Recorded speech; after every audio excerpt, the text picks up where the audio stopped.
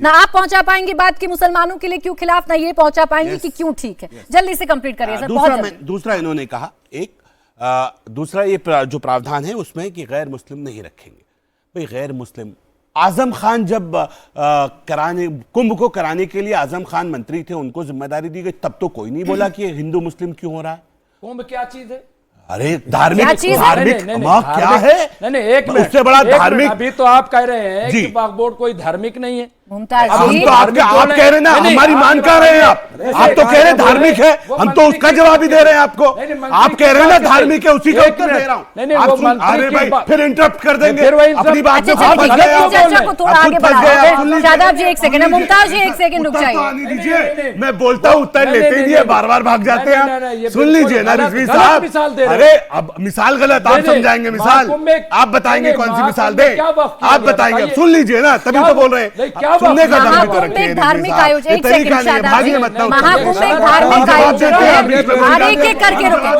शादाब जी, मुमताज जी, अच्छा मुमताज जी रुके, मुझे अंबर जैदी जी के पास जाना है। सर मैं क्लियर कर देती हूँ मुमताज जी, कुंभ एक धार्मिक आयोजन है और उस धार्मिक आयोजन में अगर किसी मुसलमान के हाथ में बागडोर दी जा रही है तब आपत्ति दर्ज नहीं की गई, तो आज क्यों की गई, ये सवाल है। अंबर जैदी जी आप रुकिए, यही बोल रहे हैं। शपथ अभी जो सदस्य बनेंगे वो भी शपथ लेके आएंगे। सांसद भी अयोध्या में बना दिया हो, नहीं होता सांसद का, अयोध्या में बना देते। अंबर जैदी जी अब हम जानते, अंबर जैदी जी देखिए आप दोनों मामलों को आप बड़ा मिला रहे हैं। या किसी मस्जिद में मुसलमान के गैर मुसलमान के एंट्री नहीं हो रहे हैं। अब खैर अंबर जैदी जी आप ही समझाइए, आप ही कुछ पॉइंटेड सवाल के जवाब आप दे दीजिए जो यहाँ पर मुमताज आलम रिजवी जी या हाजिक खान जी उठा रहे हैं। क्या वाकई में आप लोगों को लग रहा है कि जमीन को छीना जा रहा है? ये तो बड़ा धार्मिक मामला है, इसमें गैर मुस्लिमों की जरूरत क्यों? महिलाएं पहले भी थीं, अभी आपने क्या नया कर दिया? क्या ये सब कुछ इसी नजर से देखा जाना चाहिए? देखिए प्राची, अगर सब कुछ जैसा कि बताया जा रहा है, मुमताज साहब ने, हाजिक साहब ने बताया कि सब कुछ पहले से ही था, तो फिर इतना बड़ा अमेंडमेंट लाने की कोई ज़रूरत नहीं थी। और वक्त में ऐसा नहीं है कि पहली बार अमेंडमेंट हुआ है, पिछली सरकारों ने भी अमेंडमेंट किया है, तब उतना ज़्यादा हंगामा, उतना ज़्यादा हमने हो अल्लाह सड़कों पर ही देखा, या ओवैसी जी को हमने गला फाड़ते हुए चिल्लाते हुए नहीं देखा कि मस्जिद इमाम बारगाह और हमारे कब्रिस्तान छीन लिए जा रहे हैं। पहले भी तरमीमें हुई हैं, लेकिन सबसे पहली बात यह कि एक पैटर्न है कि जब भी सरकार कोई अमेंडमेंट लेकर आती है तो ये डराने का इतने बड़े स्तर पर काम किया जाता है कि मुसलमानों से सीए के समय यही पैटर्न अप्लाई किया गया कि आपसे आपकी नागरिकता, आपके घर, आपका वोटिंग राइट छीन लिया जाएगा। इतने साल हो गए, अब वो इम्प्लीमेंट भी हो गया, उसके बाद भी आज तक किसी की नागरिकता या किसी से कोई कागज नहीं मांगा गया।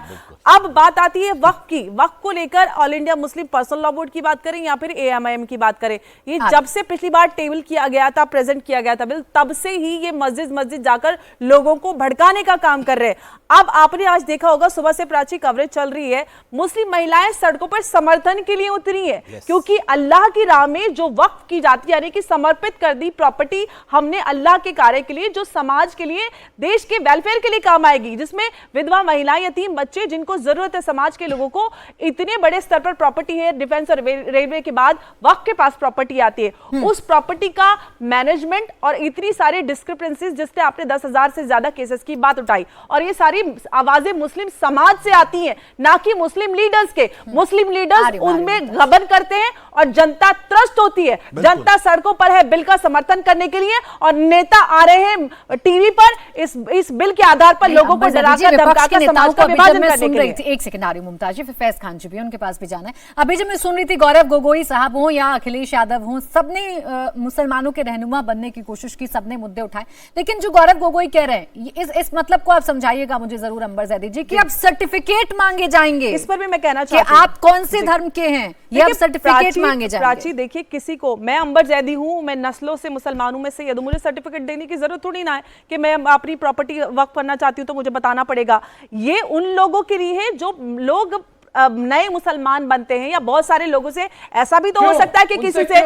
मुमताज साहब आप बहुत देर से चिल्ला रहे हैं, मैं बोल रही हूं, please allow me, this is my time, please don't intervene, don't interrupt. जो लोग, अब ऐसा भी तो पॉसिबल है कि बहुत सारे लोगों से जबरन करवा ली जाती हो या उनको धोखा देकर करवा ली जाती हो, तो कम से कम 5 साल तक वो माना जाए ऑन पेपर ऑन रिकॉर्ड कि वो मुसलमान है, अपनी मर्जी से मुसलमान बनाए और वो अपने दिल से धार्मिक कार्य के लिए उस जमीन जायदाद को अल्लाह की राह में समर्पित कर रहा है। तो ये तो प्रोटेक्शन के लिए अल्लाह की राह में भी किसी के साथ कोई जबरन, किसी के अल्लाह कोई गबन थोड़ी ना कर रहा है, वो कोई वैसी थोड़ी ना कि आप वहां पर होटल बना देंगे। अल्लाह की राह में ईमानदारी से सच्ची नीयत दान दिया जाता है। जवाब दें जी। मैं सिर्फ जानना चाहता हूं यहाँ शादाब भाई से और अंबर जी से, ये बताएं अगर इतना भ्रष्टाचार था, कई जगह सरकारें थी इनके चेयरमैन थे, कोई कार्रवाई नहीं हुई, क्यों नहीं की गई, क्यों नहीं कार्रवाई की गई? नंबर एक आप बताइए।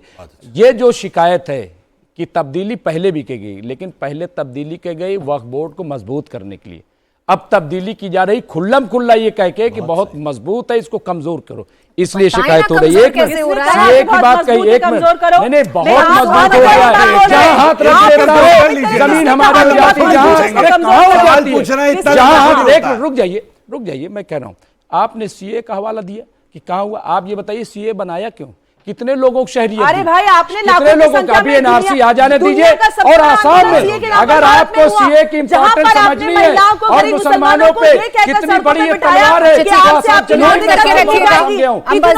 जाएंगी एनआरसी वहां आपने कहा कि मजबूत था, इसे कमजोर किया जा रहा है। एक सेकंड अंबर ज़ैदी जी, तो